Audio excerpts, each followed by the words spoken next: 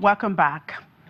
Well, let's get started with more of the market news. And the earnings of NOTORE came in yesterday, and that's a newly listed chemical industry reporting a loss after tax of 519.2 million naira for the 3 months ended June 30, 2018. Now, the group's revenue dipped from 10.7 billion naira to 5.4 billion naira in the period under review. NOTORE Chemical Industry PLC, a fertilizer producing company, got listed on the Nigerian Stock Exchange on the 2nd of August. This is the company's first financial filing. Its share price closed unchanged on Thursday. And the Interim Management Committee of Fortis Microfinance Bank PLC is informing its shareholders and the general public that it is yet to file its second quarter 2018 unaudited results. The bank says the reason for the delay is because the audited financial statement for the financial year ended 31st December 2016 is currently being revalidated together with the audit of the accounts for the year ended December 31, 2017. Now, according to the bank, this has impacted its ability to file its second quarter 2018 financials as at when due, as the said accounts will be derived from and predicated on the preceding end of year accounts. The bank has released the statement in furtherance of its disclosure obligations for the benefit of the investing public and other stakeholders. And PZ Cousins Nigeria PLC has informed the Nigerian Stock Exchange that the investing public that the board of directors held its meeting on Wednesday, August 8, as scheduled, and agreed to give time to management to finalize taxation figures in the draft audited financial statements of the company for the year ended May 31, 2018, and for auditors to complete review of same. PZ Cousins promises to publish the said report accounts within stipulated 90 days period from its year end. The company also says the recommendation of the board on dividend payment will be communicated within the same time frame. Accordingly, the closed period declared by the company from July 17 has been automatically extended to continue till the date the accounts will be submitted to the exchange. And Cement Company of Northern Nigeria has notified the Nigerian Stock Exchange and its shareholders that the board has unanimously approved the appointment of Engineer Yusuf Haliru Binji as new Managing Director and Chief Executive Officer following the exit of Alhaji Ibrahim Aminu, who moved to Bua Group. The resolution was made at the company's extraordinary board meeting held on the 6th of August.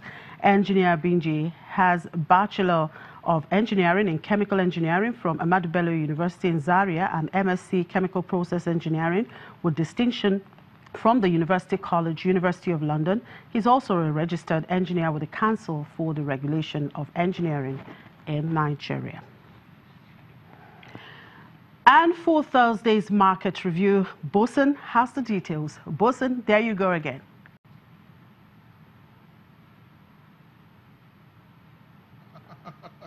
Yes, good morning. It's good to get back together again. Of course, you know, it was a very interesting day at the marketplace here, downtown Lagos. Let's get this started. We'll talk about the earnings a little bit later. But first, let's go through the market brief in terms of the trading data. Of course, we all know the market, the stock market went down about 0.2% on Thursday. Today is the final trading day. We finished off 36,232.66. About a minute ago, I sneaked the trading floor, which is just right across the room where I am to the floor. We're doing about 6.1 million ordinary shares this morning. It's still very early within the first 1 hour of trading so far. But if you look at the volume, you find what you call lackluster, lethargic, or investors sitting, lounging around, as it were, trying to ask themselves, where does Nigeria go from here on the political front,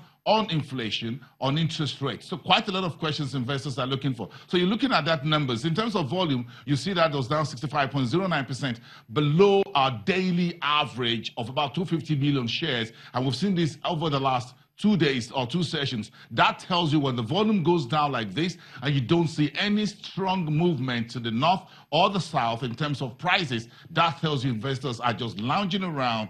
They are just apathetic and they are waiting for a catalyst. Look at the value.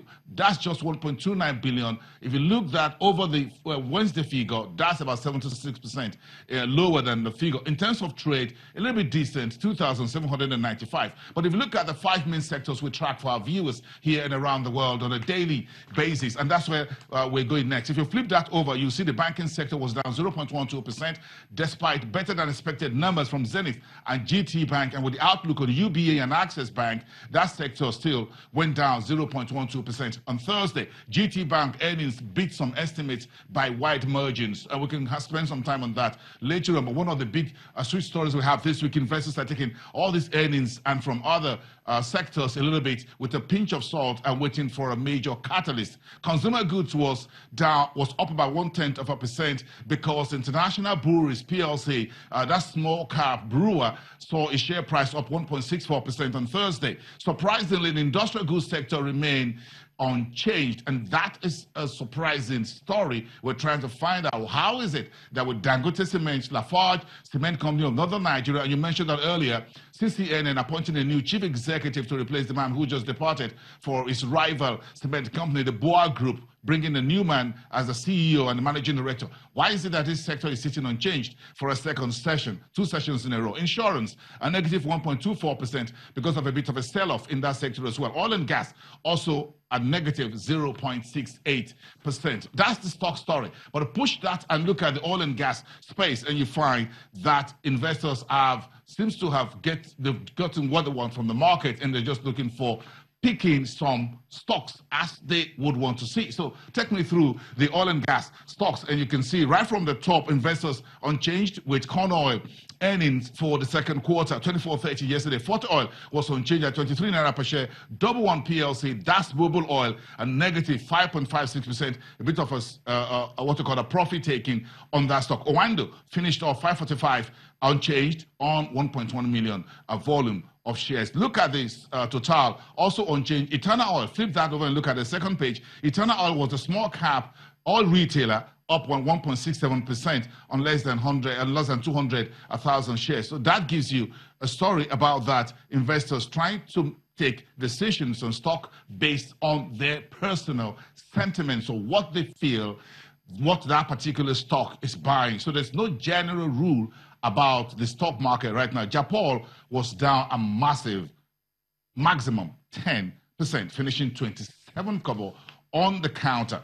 Now, if you want to get that's as far as the equity is concerned. If you go through the fixed income space and you get a story, a sense of where we were yesterday, the regulator, and I'm talking about the central bank, yesterday was very big. Thursday, remember, there's a repayment of matured treasuries, 452 billion naira by the financial regulator. On the same day, Thursday, the regulator pulled 377 billion naira out of the market via open market operations by selling 3 dated instruments across around 11.05 and 12.15% stop rates. Sentiments in the treasury bills market was bearish, and that's what you're looking at. If you're looking at the treasury bills via the FMDQ OTC platform, you can see 91.64. But again, if you look at those 2 bills maturing 6th of September this year, 23rd of August next year, you can see those in double digits, 9.95. That's the top end of double digits anyway,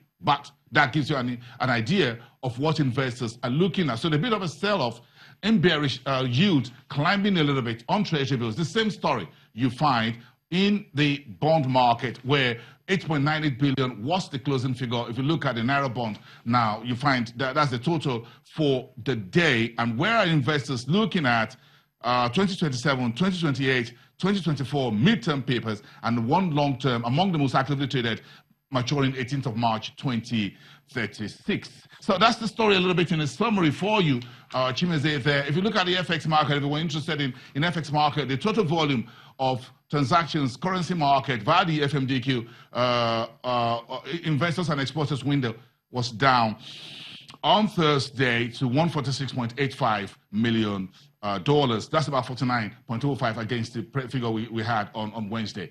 Back to you, the headquarters studios.